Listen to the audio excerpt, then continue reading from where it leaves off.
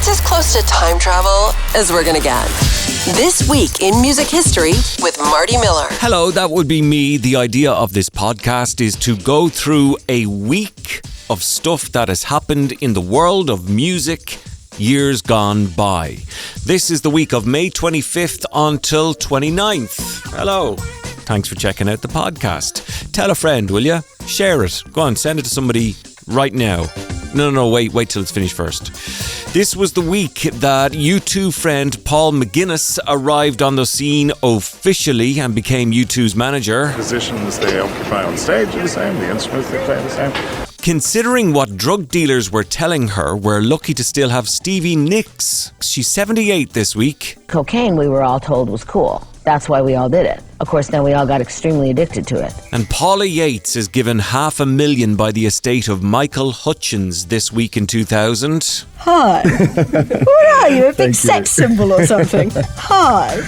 This Week in Music History with Marty Miller. We'll start in 1973 when the brilliant Carole King played a show in Central Park in New York. It attracted an audience of 100,000 people. Carole is celebrating her 10th anniversary in show business this year, and to mark that celebration, she recently completed a cross-country concert tour. She's originally from Brooklyn, so her appearance here in New York was sort of a homecoming party. She invited 90,000 close friends. 1978 this week, after seeing The Hype, who would soon become U2, appearing at the Project Art Centre in Dublin, Paul McGuinness became their manager. Here he is reflecting on the growth from the small days to being global superstars. Surprisingly the same, the positions they occupy on stage are the same, the instruments they play are the same. It's all got a bit more complicated. We need a few more people to help. The crew, I think, in those days was one. And it seems to have been increasing in number ever since. 1969 this week, John Lennon and Yoko Ono begin their Bed In for Peace in Montreal. The idea being... Bed pieces. We're going to stay in bed for 7 days, sort of, instead of having a private honeymoon. It's a private protest. For the violence that's going in the world, you see. To say...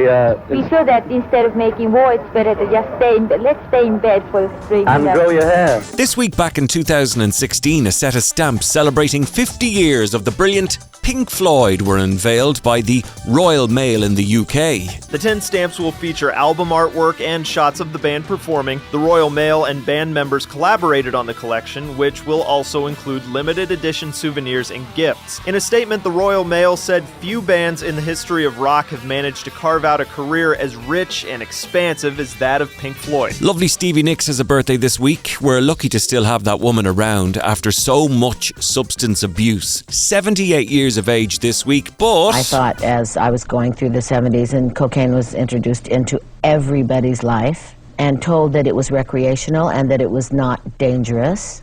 But, that's what we were told, really.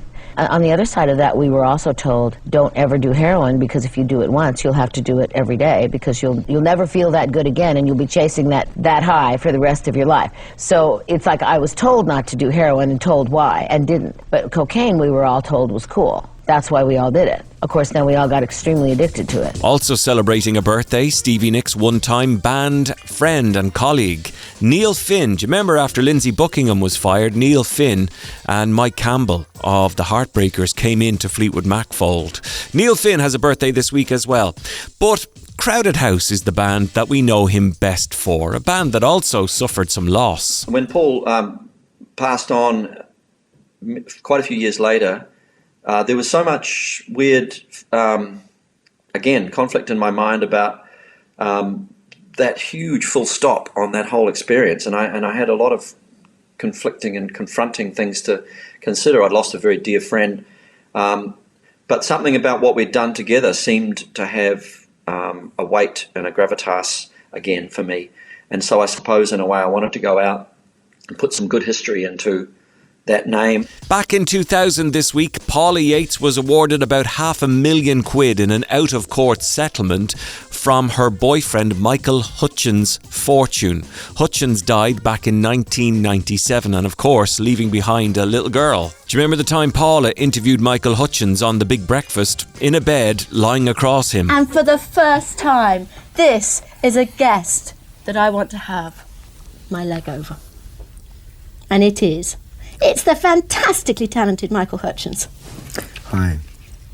Hi. What are you, a big sex symbol or something? Hi. Another famous couple. This week in 1969, Rolling Stone Mick Jagger and Marianne Faithfull were arrested at their London home and charged with possession of cannabis. They were both later released on, expensive bail, £50. People have been talking about responsibility for a long time, about pop singers generally. Everybody in the public eye has a responsibility. I'm not quite sure if this responsibility is quite as great as they make out, because I believe that individuals really make their own minds up. Meanwhile, this week in 2015, Michael Jackson's former home, the Neverland Ranch, was listed for sale for $100 million.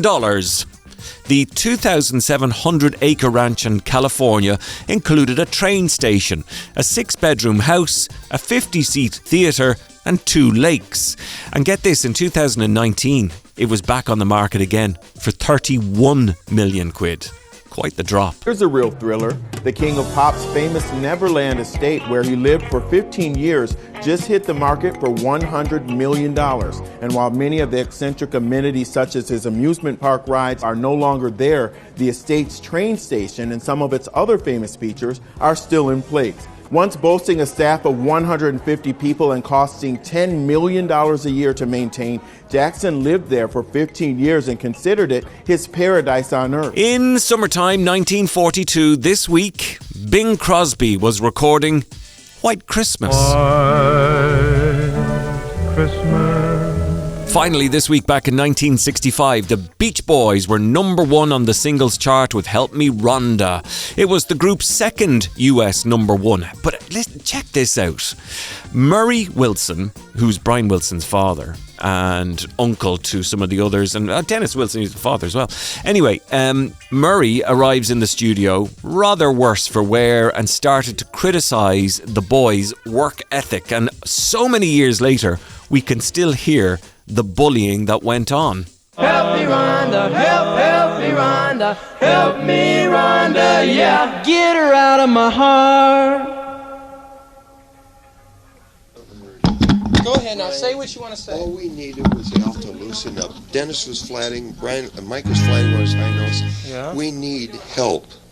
Who need help? We need the honest projection that we used to have.